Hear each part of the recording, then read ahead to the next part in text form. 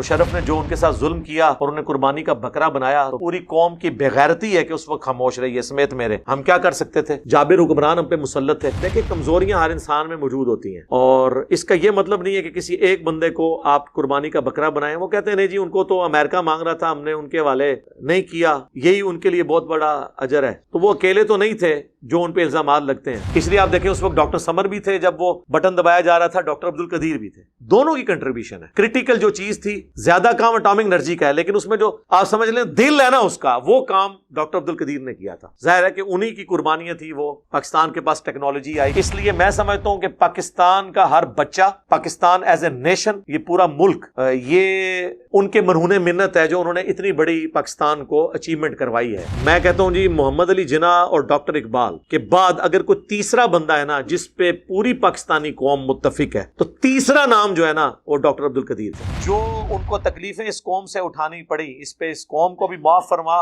اور اس کے اگینسٹ جو انہوں نے صبر کیا اس صبر پہ انہیں اجر عظیم عطا فرما.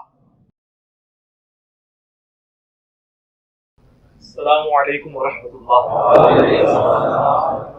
لا حول ولا قوة الا باللہ، حسبنا اللہ ونعم الوکیل. یا حی یا قیوم برحمتک استغیث، لا الہ الا انت سبحانک انی کنت من الظالمین. اللہم صلی علی محمد وعلی آل محمد واصحاب محمد اجمعین الی یوم الدین، آمین. ڈاکٹر عبد القدیر خان انتقال فرما گئے رحمہ اللہ تعالی. اللہ تعالیٰ ان کی مغفرت کرے، انہیں نیک کاموں کا اجر دے اور ان کی برائیوں سے درگزر فرمائے. ہماری دعائیں ان کے ساتھ ہیں. باقی ہم اس مجلس کے اینڈ پہ میں ہر دفعہ جو فوت شدگان ہیں ان کے لیے دعا کرواتا ہوں. انشاءاللہ اس دعا کا حصہ انہیں بھی پہنچ جائے گا انشاءاللہ. باقی ڈاکٹر عبد القدیر صاحب کے حوالے سے چونکہ وہ ایک سینسٹیو ادارے سے تعلق رکھتے تھے، میں نے یہ سارے ادارے وزٹ بھی کیے ہوئے ہیں. میں بالکل چونکہ میرا بھی تعلق رہا ہے. اب ان کی جو خدمات ہیں وہ جنرل تو آپ کو پتہ ہیں، باقی جو ان کی کنٹریبیوشنز ہیں یا انٹرنل چیزیں ان کو تو ہم یہاں بیٹھ کے سینسٹیو ایشوز کو ڈسکس نہیں کر سکتے. باقی ان کی جو پاکستان کے ساتھ یا اسلام کے ساتھ کمٹمنٹ تھی اس کے اوپر تو کسی کی دوسری رائے نہیں ہے. اور مشرف نے جو ان کے ساتھ ظلم کیا اور انہیں قربانی کا بکرا بنایا تو پوری قوم کی بغیرتی ہے کہ اس وقت خاموش رہی ہے سمیت میرے. ہم کیا کر سکتے تھے؟ جابر حکمران ہم پہ مسلط تھے لیکن کم از کم اب قوم کو اجتماعی طور پہ ان کی اس موت کے وقت معافی مانگنی چاہیے، اللہ کے حضور ان کے لیے دعا کرنی چاہیے. ان کی زندگی میں تو ہم عوام الناس تو مانگتی رہی، جماعت اسلامی نے بھی کافی مسئلہ اٹھایا، ہماری عدلیہ نے بھی بڑا شرمناک رول ادا کیا. آخری وقت تک ان کی پٹیشن فائل تھی کہ انہیں عام پھرنے کی اجازت دی جائے. باقی جو لوگ ان کے ساتھ ظلم ہوا اس کا دفاع کرنے کے لیے بڑی باتیں کرتے ہیں. دیکھیں کمزوریاں ہر انسان میں موجود ہوتی ہیں اور اس کا یہ مطلب نہیں ہے کہ کسی ایک بندے کو آپ قربانی کا بکرا بنائیں. وہ کہتے ہیں نہیں جی ان کو تو امریکہ مانگ رہا تھا، ہم نے ان کے حوالے نہیں کیا، یہی ان کے لیے بہت بڑا اجر ہے. تو وہ اکیلے تو نہیں تھے جو ان پہ الزامات لگتے ہیں. پاکستان میں تو ایک سوئی نہیں کوئی باہر لے کے جا سکتا اس سینسٹیو چیزوں کی، کیونکہ اوور آل تو ساری سیکیورٹی ہماری ریاستی اداروں کے پاس ہے. ایک بندے کو قربانی کا بکرا تو وہ تو شکیل افریدی کو بھی مانگ رہے ہیں کتنے عرصے سے، آپ نے اس کو بھی تو جیل میں رکھا ہوا ہے نا، تو نہیں حوالے کیا. حالانکہ میں سمجھتا ہوں کہ ڈاکٹر عافیہ صدیقی کے مقابلے پہ اس خبیث کو اگر ہم حوالے کر بھی دیں اس کو تو اپنی سزا مل چکی ہے جو کچھ اس نے پاکستان کی بدنامی کروانی تھی. شکیل افریدی نے، وہ جو ڈاکٹر تھا وہ اسامہ بن لادن کا اس نے جو پوری کی تھی، وہ دیں مردود ہمارے کس کام کے ان کے حوالے کریں غدار کو. اس کے بدلے میں ہم اپنی اس بہن کو یہاں واپس لیں، کر لیں ادلا بدلا. لیکن ہمارے حکمرانوں کی نہ پچھلے حکمرانوں کی جرت تھی کہ وہ بات کریں، نہ اس حکمران کی جرت ہے کہ یہ سامنے بیٹھ کے یہ بات کریں. ہاں ادھر تقریریں ان لوگوں سے کروا لیں جتنی مرضی، یہاں وہ باتیں کریں گے. تو اس طریقے سے ڈاکٹر عبد القدیر صاحب کے ساتھ بھی میں سمجھتا ہوں کہ اس قوم نے جس طرح اپنے سارے محسنین کے ساتھ یہ کرتے رہی ہے، محمد علی جناح سے لے کے آج تک ان کے ساتھ بھی کوئی اچھا سلوک نہیں تھا. عوام الناس ان کے لیے دعا کرتی تھی. باقی ان میں بشری کمزوریاں موجود تھیں، وہ میرے پاس فرسٹ ہینڈ نالج ہے، لیکن وہ تو پاکستان میں اکثر ایلیٹ کلاس کے اندر اس طرح کی کمزوریاں موجود ہوتی ہیں. لیکن اس شخص کی ایک قربانی تھی کہ اس نے اپنی لائف کا جو پیک تھی جس وقت اس وقت اس بندے نے اپنی لائف کو سٹیک پہ لگا کے پاکستان کے لیے اتنی بڑی قربانی کی. اور اس کے بعد پھر ذوالفقار علی بھٹو کو بھی سلام ہے کہ انہوں نے ان کو انڈورس کر کے. ویسے اٹامک انرجی کا جو ادارہ ہے نا، پاکستان اٹامک انرجی کمیشن، یہ تو 50s میں ہی قائم ہو چکا تھا، اور پاکستان جو ایٹمی طاقت بنا اس میں میجارٹی رول اسی ادارے کا ہے. لیکن اس میں جو سب سے کرٹیکل ایک سٹیج تھی، وہ جو سٹیج ہے وہ ڈاکٹر عبدالقدیر خان نے پاکستان کو عبور کروائی ہے.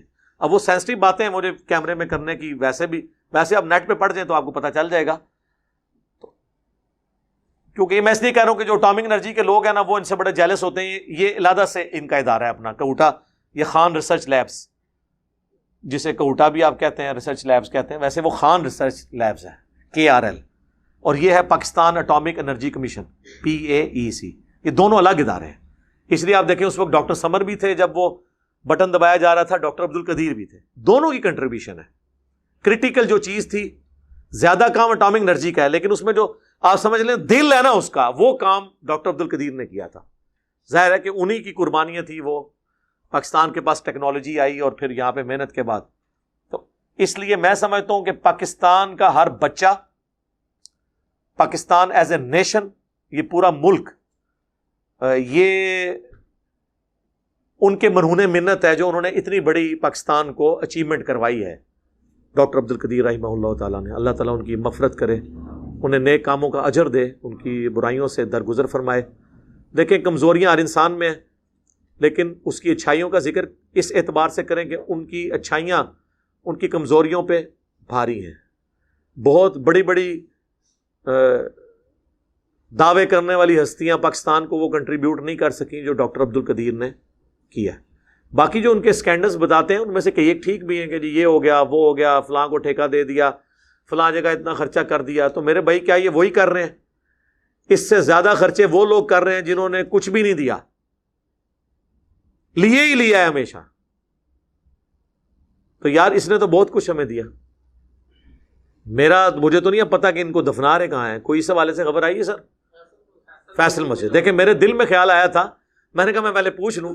میرے دل میں خیال تھا کہ فیصل مسجد میں آپ نے وہ ایک اپنے بابا جی تو وہاں پہ دفنائے ہوئے ہیں، ضیاء الحق صاحب، جو ہمیں وہ دہشت گردی کا افریت دے کے چلے گئے، اور پاؤڈر کلچر اور ہیروئن کلچر اور کلاشنکوف کلچر. باقی ان کی خوبیاں اپنی جگہ ہیں، میں ان کی ان چیزوں کی تعریف بھی کرتا ہوں. پاکستانی فوج میں جو مذہب کا ایلیمنٹ غالب ہے، یہ سارا انہی کو کنٹریبیوشن جاتی ہے، لیکن ان کے ساتھ کمزوری ہوئی تو یہ تو زیادہ اہل ہے. اب یہ نہ ہو کہ ان بابا جی کے ساتھ دفن کر دیں، ان کو لادہ دفن کریں اور مزار نہ بنائیں. بھائی مزار سے بنانے کی ضرورت نہیں. وہاں قبر کا یہ فائدہ ہے کہ جتنے شادی شدہ نئے جوڑے ہیں وہ فیصل مسجد کی زیارت کے لیے جاتے ہیں. تو پورا پاکستان آلموسٹ وہاں جاتا ہے، باہر سے بھی لوگ آتے ہیں. تو جب بھی وہاں سے کوئی گزرے گا ان کے لیے دعا کرے گا. باقی اگر کوئی نہ بھی کرے، جن لوگوں نے اپنی زندگی میں اچھے کام کیے ہیں ان کو مسلمانوں کی دعاؤں کا حصہ آٹومیٹکلی ملتا ہے. لیکن ہمیں یہ حکم ہے ربنا اغفر لنا ولاخواننا الذین سبقونا بالایمان، اے رب ہماری بھی مغفرت فرما، اور ہم سے پہلے جو ایمان کی حالت میں دنیا سے چلے گئے ان کی بھی مغفرت فرما، اور ہمارے دل میں ان کے لیے کوئی میل باقی نہ رکھ. یہ ہمیں دعا سکھائی گئی ہے. میت کے لیے دعا کرنے کا اللہ نے ہمیں حکم دیا ہے. بخاری مسلم دونوں میں حدیث ہے کہ ابو عامر جب فوت ہوئے تو نبی علیہ السلام کو ان کی وفات کی خبر پہنچی تو آپ نے یوں ہاتھ بلند کیے حتیٰ کہ بغلوں کی سفیدی نظر آ گئی، کیونکہ نبی علیہ السلام کا عمومی لباس چادر اور تہمت تھی. اور آپ نے ہاتھ اٹھا کے کہا اللہ ابو عامر کو بخش دیے اور اسے قیامت والے دن اپنی کثیر مخلوق پر فضیلت عطا فرمائی. آپ کی دعا تھی. ابو داؤد ترمذی میں تو میت کی دعا تو ہے نا، اللہم اغفر لحینا و میتنا. یہ ساری دعائیں موجود ہیں. تو میرا خیال ہے یہ ساری دعائیں ہمیں ان کے حق میں کرنی چاہیے، اور ہماری دعاؤں میں ان کو حصہ آٹومیٹکلی پہنچ رہا ہے. السلام علینا وعلی عباد اللہ الصالحین کے تحت جو بخاری مسلم میں آتا ہے، زمین و آسمان میں ہر نیک بندے تک سلام پہنچ جائے گا. بہرحال وہ اسلام کے ساتھ ان کی عقیدت تھی. آخری وقت میں تو ظاہر ہے وہ بڑے مایوس ہوئے ہیں جو کچھ اس قوم نے ان کے ساتھ کیا. بہرحال قوم نے دیا بھی بہت کچھ ان کو، لیکن اس سے زیادہ کے حقدار تھے. جس تکلیف سے انہیں، جس کرب سے ان آخری 20 سالوں میں آلموسٹ 9/11 کے بعد آپ کہہ لیں گزرنا پڑا ہے، تو وہ اپنی جگہ. باقی ہے کہ میرا خیال ہے prime minister, army chief at least ان دونوں کو تو جنازے میں خود شامل ہونا چاہیے اسلام آباد کے اندر ایک گڈ جیسچر کے طور پہ، اور اس خبر کو بڑھا چڑھا کر پیش کرنا چاہیے. کوئی کسی سے ڈرنے کی ضرورت نہیں ہے. ہمیں فخر ہے. میں کہتا ہوں جی محمد علی جناح اور ڈاکٹر اقبال کے بعد اگر کوئی تیسرا بندہ ہے نا جس پہ پوری پاکستانی قوم متفق ہے تو تیسرا نام جو ہے نا وہ ڈاکٹر عبد القدیر کا ہے. اگر کوئی کہتا ہے ان سے کوئی بھاری پرسنالٹی ہے جس کو سارے پسند کرتے ہوں، سارے فرقوں کے، سارے پولیٹیکل جماعتیں، ایون وہ لوگ جنہوں نے ان کو یہاں تک پہنچایا، وہ بھی صرف کمزوری اپنی آقاؤں کے آگے شو کرتے ہیں، ادروائز وہ بھی ان سے محبت کرتے ہیں. اور وہ نظر بند تھے اپنے گھر میں، یہ نہیں تھا کہ انہیں جیل میں پھینکا ہوا تھا، لیکن پھر بھی یار یہ کہنا آسان ہے. آپ کو دنیا کی ہر فیسلٹی دے کے ایک جگہ بٹھا دیا جائے نا اپنے گھر کے اندر بھی، تب بھی انسان کی ایک نیچر ہے، وہ نہیں رہ سکتا، اس کا بھی دل کرتا ہے باہر نکلے. نظر بندی ہوتی ہے. لوگ تو بڑے آسانی سے کہہ دیتے ہیں جی گھر کے اندر نظر بند ہے. گھر کے اندر کتنی دیر آپ رہ سکتے ہیں؟ باہر تو نکلنا ہی پڑتا ہے کبھی نہ کبھی. آپ نہ نکلیں ایک سال کے لیے، جناب آپ ذہنی مریض بن جائیں. چاہے آپ کو دنیا کی ہر فیسلٹی ہو، آپ پوری دنیا کی خبریں آپ کے پاس آ رہی ہوں، انٹرنیٹ آپ کے پاس ہو، سب کچھ ہو، گھر میں رہ نہیں. انسان کی اللہ نے نیچر ایسی بنائی ہے کہ اس کو باہر نکلنا پڑتا ہے. ہمیں پتہ نہیں چلتا. ہم دن میں ایک دفعہ، یہ کورونا کے دنوں میں جب لاک ڈاؤن ہوا تھا، کیا حالت ہوئی تھی ہماری. سب سے زیادہ طلاقیں اور میاں بیوی کی لڑائیاں ان دنوں میں ہوئی ہیں، کیونکہ میاں بیوی کو اتنی دیر کٹھے رہنے کی کبھی عادت ہی نہیں تھی. اور اس سے بڑی بات جو بچے کرتے ہیں میاں بیوی کے ساتھ، بچے تو آپ کو پتا ہے ان کی تو بیٹریاں ڈسچارج ہی نہیں ہوتی. یہ تو میں تو کہتا ہوں اسکول والے بچوں کو پڑھائے نا، صرف جو 6-7 گھنٹے اسکول میں رکھ لیتے ہیں نا، اس کی بھی فیس لے لینا تو ان کی مہربانی ہے. میرا تو اپنا تجربہ یہ ہے، باقی لوگوں کا نہیں پتا. مجھے تو اب اسکولوں کی اتنی قدر آئی ہے. اور آپ کے لیے خوشخبری ہے، یہ پرائم منسٹر صاحب کی طرف سے، گورنمنٹ کی طرف سے اناؤنسمنٹ ہو چکی ہے، اس منڈے سے ریگولر کلاسیں شروع ہو رہی ہیں. اور آپ کو پتہ نہیں ہے اس کے جو برے اثرات ہوئے ہیں ایز اے نیشن ہمارے اوپر، ہمارے بچوں کے اوپر. اور کتنے لوگوں کا روزگار فارغ ہو گیا، کتنے ٹیچرز فارغ ہوئے ہیں. اور یہ جو گاڑیوں کے وینوں والا چکر تھا وہ تو بیچارے بے روزگار ہو گئے. ہفتے میں جب 2 دن اسکول جانا ہے تو لوگ پھر اپنے خود ہی موٹر بائک پہ جا کے چھوڑ آتے ہیں کہ یار ہم ان کو اب فیس دیں گے. اور وہ بھی الٹرنیٹو ڈیز کی وجہ سے گاڑی والے تو بیچارے کہتے تھے ہم پورے پیسے لیں گے کیونکہ ہمیں تو روزانہ اسکول جانا پڑتا ہے. آپ کہتے ہیں 2 دن، وہ تو اگلے 2 دن وہ دوسرے بچوں کو لے کے جا رہے ہوتے ہیں، ان کا تو روزانہ چکر لگتا ہے. ان کی روزگار فارغ ہوئی. اور جب یہ روڈوں پہ لوگ آگے خود چھوڑنے والے، روڈوں پہ ایکسیڈنٹ، ٹریفک بلاک، اور ٹریفک بلاک کے بعد جب بندہ گھر پہنچتا ہے تو جا کے سیدھا بیوی سے لڑتا ہے. یہ نیچرل چیز ہے. مینٹل ماڈلز ہمارے بدل گئے. ہمارے بچوں کی تعلیم کا بیڑا غرق ہو گیا اس کورونا کے اس پورے ایپیسوڈ کی وجہ سے. اس غریب نیشن کے پاس ایک ہی ذریعہ تھا غربت کے سرکل سے باہر نکلنے کا، پاورٹی سرکل کے باہر نکلنے کا. ہم لوگ بھی لوور مڈل کلاس سے اوپر آئے ہیں صرف اپنی تعلیم کی وجہ سے. وہ بھی انہوں نے ہم سے چھین لیا اس پورے سسٹم کی وجہ سے، اور ہائپ کریٹ کر کے. اب شکر ہے وہ یہ بتا رہے ہیں ہمارے بلال بھائی، چونکہ اس مہم کا حصہ ہیں گورنمنٹ کی طرف سے، یہ بتا رہے ہیں کہ اب 5 سال تک وہ کہہ رہے ہیں دوبارہ ویکسین کی ضرورت نہیں. 5 سال بعد انہوں نے ویسے ہی بھول جانا ہے. ہاں، کیونکہ اس سے خطرناک انفلوئنزا ہے جسے آپ نزلہ زکام کہتے ہیں، جو ہماری قومی بیماری ہے، اس کی ویکسین تو آج تک اللہ کے فضل سے ہمیں کسی گورنمنٹ نے نہیں لگوائی، نہ ہم نے خود لگائی ہے. اس کے ساتھ بھی ہم ایگزسٹ کر رہے ہیں. آج بھی دنیا میں نمبر 1 کلر ملیریا ہے، اس کے بعد یہ ہے. کورونا کا تو بہت نیچے نمبر آتا ہے، لیکن یہ ایک چل رہا تھا، چلیں ہم بھی اس سسٹم کا حصہ بنے ہیں. تو اب یہ پورے معاملات جو اس طریقے سے مس ہینڈل ہوئے ہیں، تو گھر کے اندر رہنا بہت بڑی آزمائش ہے. تو یہ میں اور ڈاکٹر عبد القدیر صاحب سے بات شروع ہوئی تھی، ان کو اس تکلیف سے گزرنا پڑا. اللہ تعالی ہمیں بھی ایز اے قوم معاف کرے جو ہم نے ان کے ساتھ سلوک کیا، اور اس کی وجہ سے جو انہوں نے تکلیفیں اٹھائیں، اس صبر پہ انہیں اجر دے، اور وہ اجر ان کی غلطیوں کا کفارہ بن جائے.